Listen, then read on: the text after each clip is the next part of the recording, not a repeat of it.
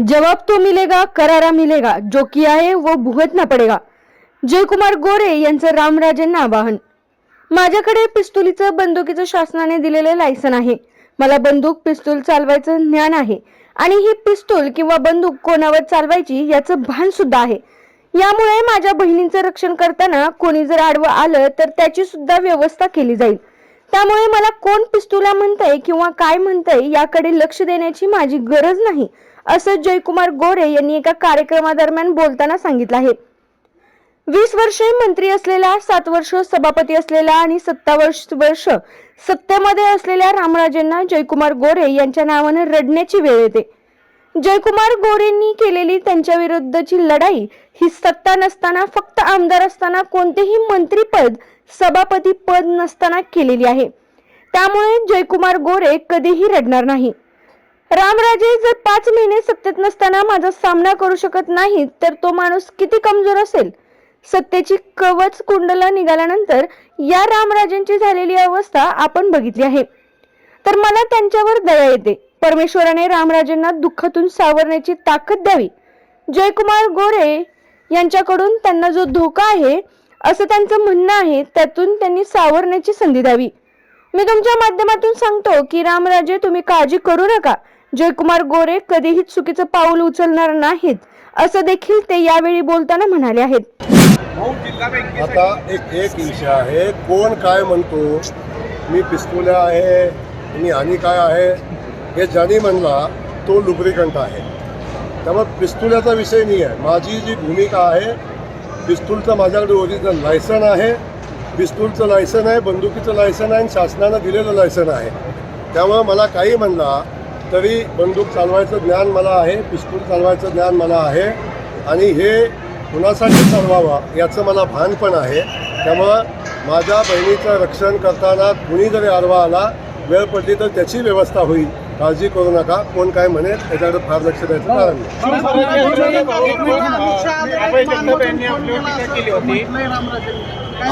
आता एक विषय आहे. आदरणीय रामराजेंनी काल आपण सगळ्यांनी बघितलं, एक मेळावा घेतला. 20 वर्ष मंत्री असणारा, 7 वर्ष सभापती असणारा, 27 वर्ष सत्तेत असणारा रामराजेंना जर जयकुमार गोरे नावानं जर रडण्याची वेळ आली, सत्तेतनं 5 महिनेसुद्धा बाहेर राहिला ना, ज्या माणूस राहिला नाही त्या माणसाला सत्ता गेल्यानंतरचं आत्ता जाणवायला लागलं. एक लक्षात घ्या, जयकुमार गोरेनं आजपर्यंत जी त्यांच्यासोबत केलेली लढाई, सत्ता नसताना, फक्त आमदार असताना, आमदार नसताना आणि कुठलंही मंत्रीपद, सभापतीपद नसताना केलेली आहे. जयकुमार गोरे कधीही रडला नाही 17 वर्षात. जर सत्तेतनं बाहेर राहिलेला, किंबहुना आजही सत्तेमध्येच आहे, आजही सत्तेमध्ये आहे, जर रामराजेंना 5 महिनेसुद्धा सत्तेशिवाय हा माणूस सामना करू शकत नाही आमचा, तर लक्षात घ्या तो माणूस किती कमजोर आहे. सत्तेची कवचकुंडलं निघाल्यानंतर या रामराजेची झालेली अवस्था आपण बघितली तर मला वाटतं की त्याच्यावर दया येते. परमेश्वरानं रामराजेंना या दुःखातनं सावरण्याची ताकद द्यावी. परमेश्वरानं जयकुमार गोरेकडून त्यांना जी धोका आहे असं त्यांचं म्हणणं आहे, त्यातून त्यांना सावरण्याची संधी द्यावी. मी आपल्या माध्यमातून सांगतो, रामराजे चिंता करू नका. जयकुमार गोरे कधीही चुकीचं पाऊल उचलणार नाही. आता जर आपण सगळ्यांनी बघितलं, त्या रामराजेंनी आयुष्यभर दुसऱ्यांच्यावर केसेस घालण्याचा प्रयत्न केला, आयुष्यभर दुसऱ्यावर केसेस घालून सत्तेचा वापर करून राजकारण करायचा प्रयत्न केला.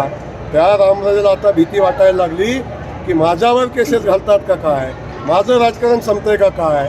म्हणून कार्यकर्त्यांच्या भावनेचा आड लपून आता पुन्हा शरद पवार साहेबांच्या तुतारीकडे जाण्यासाठी घेतलेला निर्णय आहे.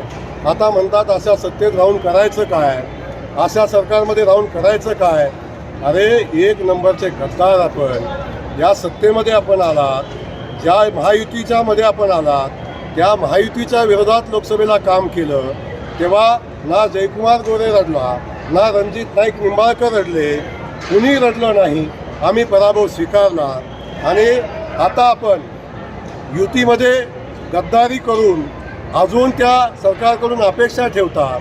हा अधिकार आपल्याला दिला कुणी, हा अधिकार आपण मागता कसा. त्यामुळं रडू नका, कारण सांगू नका. तुम्हाला तुतारीकडे जायचं तुतारीकडे जावा आणि तुम्हाला जो निर्णय घ्यायचा तो घ्या, परंतु ही जनता आता तुम्हाला माफ करणार नाही. जवाब तो मिलेगा, करारा मिलेगा. जो किया है वो भुगतना तो पडेगा. माझा लोकशाहीवर विश्वास आहे. मी लोकांची सेवा केली, 5 वर्ष रात्रंदिवस मेहनत केलेली आहे. मला सांगण्यासाठी विकास काम आहे, मला सांगण्यासाठी पाणी आहे, मला केलेलं काम सांगण्यासाठी आहे आणि माझ्याकडे विजन आहे.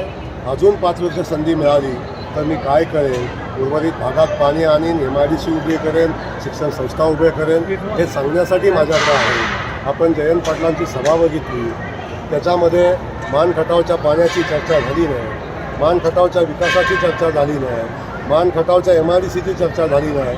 फक्त जयकुमार गोरेला शिव्या घालण्याचा एकमेव कार्यक्रम झाला आणि जयकुमार गोरेला कसं अडवता येईल याचं प्लॅनिंग त्या एकाच्या ह्याच्यातून होत होतं.